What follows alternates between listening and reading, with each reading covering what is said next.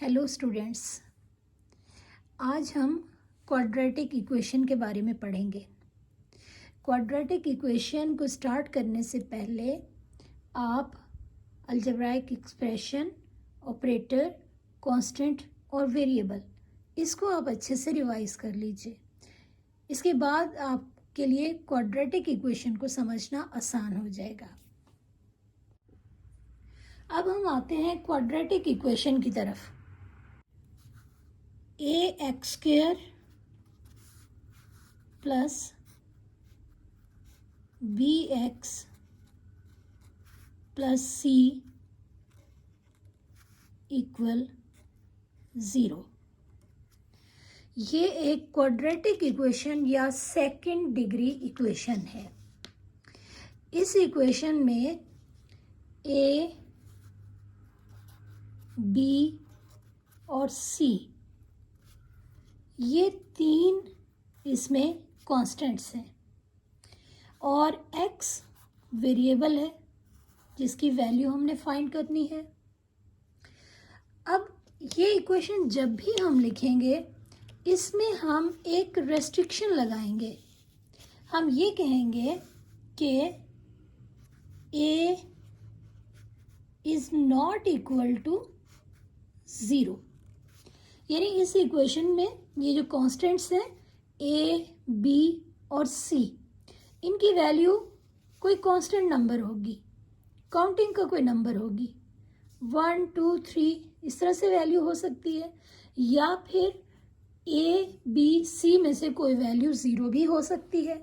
लेकिन इसमें एक चीज़ क्लियर है कि a की वैल्यू 0 नहीं होगी, क्योंकि हम देख रहे हैं कि अगर a की वैल्यू 0 हो जाए तो 0 जब मल्टीप्लाई होगा एक्स स्क्वायर के साथ तो यहाँ से ये स्क्वायर वाली टर्म ख़त्म हो जाएगी, और अगर ये स्क्वायर वाली टर्म इसमें ख़त्म हो जाती है तो ये इक्वेशन इसमें x की मैक्सिमम पावर 1 रहेगी।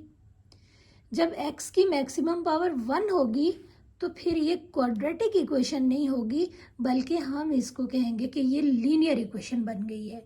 तो क्वाड्रेटिक होने के लिए लाजमी है कि a की वैल्यू 1 या 1 से ज़्यादा हो, यहाँ पे -1 भी हो सकता है, यानी a को हम 0 नहीं ले सकते और कोई भी वैल्यू हम यहाँ पे कंसिडर कर सकते हैं।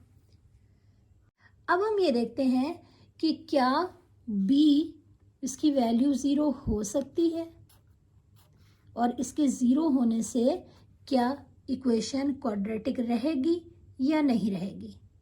तो अब ये बात बिल्कुल क्लियर है कि अगर हम यहाँ पे b की जगह पे 0 पुट कर दें तो ये बन जाएगा 0x, यानी ये टर्म यहाँ से ख़त्म हो जाएगी। तो ax² प्लस c रह जाएगा।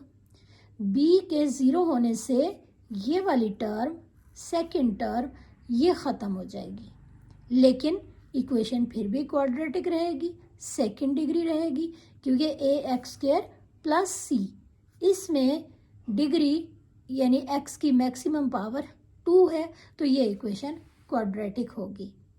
हाँ, क्वाड्रेटिक इक्वेशन की जो स्टैंडर्ड फॉर्म है उसमें 3 टर्म्स होती हैं, ax² plus bx plus c। अब b को 0 पुट करने की वजह से एक टर्म यहाँ से ख़त्म हो जाएगी। हमारे पास जो इक्वेशन रहेगी वो होगी ax² प्लस c इक्वल 0, और इस इक्वेशन में, इस क्वाड्रेटिक इक्वेशन में एक टर्म मिसिंग है, तो हम कहेंगे कि ये एक इनकम्प्लीट क्वाड्रेटिक इक्वेशन है। ये क्वाड्रेटिक है लेकिन ये एक इनकम्प्लीट क्वाड्रेटिक इक्वेशन है। अब हम देखते हैं कि जो थर्ड इसमें कांस्टेंट है वो है c। तो क्या c को 0 पुट कर देने से, c की वैल्यू 0 लेने से ये इक्वेशन क्वाड्रेटिक रहेगी या नहीं रहेगी। तो अब हम ये देख रहे हैं कि अगर हम c को 0 पुट करते हैं तो हमारे पास रह जाएगा ax² प्लस बी एक्स। तो अब हमारे पास ये सिचुएशन बनेगी कि A X square plus B X ये वैल्यू होगी, और ये इक्वेशन, इसमें भी हमें जो x की पावर नज़र आ रही है वो है 2, यानी स्क्वायर है, तो ये एक क्वाड्रेटिक इक्वेशन है। अब ये बात बिल्कुल क्लियर हो गई कि क्वाड्रेटिक इक्वेशन या सेकंड डिग्री इक्वेशन में a की वैल्यू 0 नहीं हो सकती, b की वैल्यू 0 हो सकती है, और c की वैल्यू भी 0 हो सकती है। अब हम ये देख रहे हैं कि अगर हम 0 कंसीडर करने की बजाय हम कोई और वैल्यू लेते हैं तो वो क्या हो सकती है।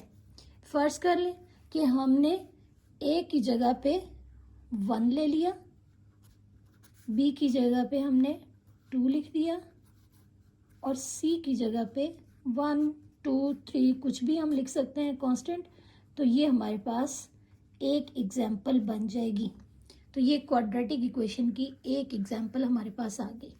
बिल्कुल इसी तरह अब a, b और c को डिफरेंट वैल्यूज़ देके हम यहाँ पे डिफरेंट क्वाड्रेटिक इक्वेशंस बना सकते हैं।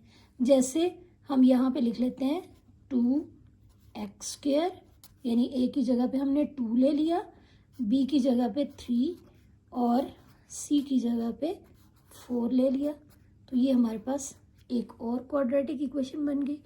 बिल्कुल इसी तरह हम ये भी कर सकते हैं कि a को हम ले लें 5x स्क्वायर, b को -2 और c को -1।